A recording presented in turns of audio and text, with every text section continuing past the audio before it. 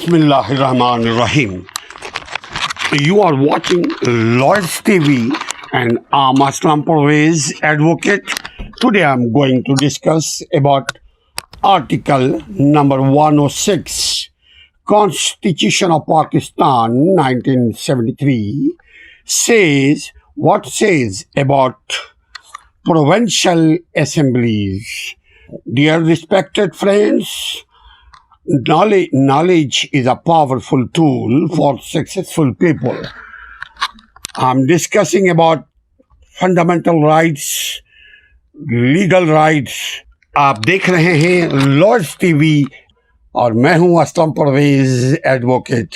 हमारी गुफ्तगू हो रही है आईन पाकिस्तान, दस्तूर पाकिस्तान क्या कहता है सूबाई असेंबली के बारे में. नाज़रीन, दुनिया की तमाम तरक्की याफ्ता कौमों की एक जो बुनियादी फंडामेंटल साइन है, पहचान है कि जी उनको मालूम होता है उनका आईनी कानूनी हक क्या है.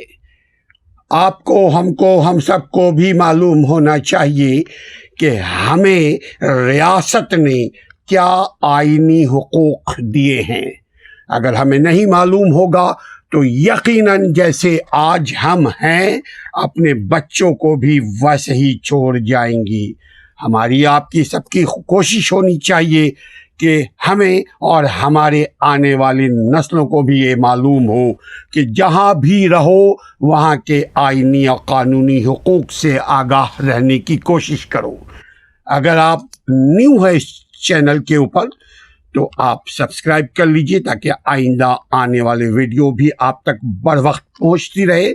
हमारी गुफ्तगू हो रही है आईन पाकिस्तान का आर्टिकल नंबर 106.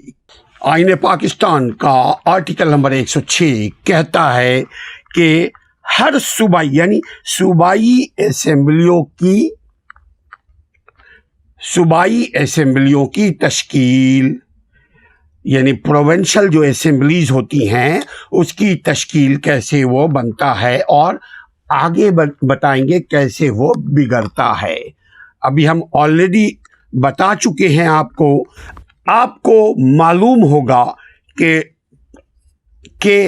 अभी पंजाब में परवेज इलाही यानी इमरान खान ने अपनी ही सूबाई असेंबली को तहलील कर दिया. उसके फ़ायदे क्या हैं, उसके नुकसान क्या है, अगर आप वीडियो हमारी मुसलसल देखते रहेंगे तो अंदाज़ा होगा कि कौन सी आइन की खिलाफ वर्जी कौन कर रहा है.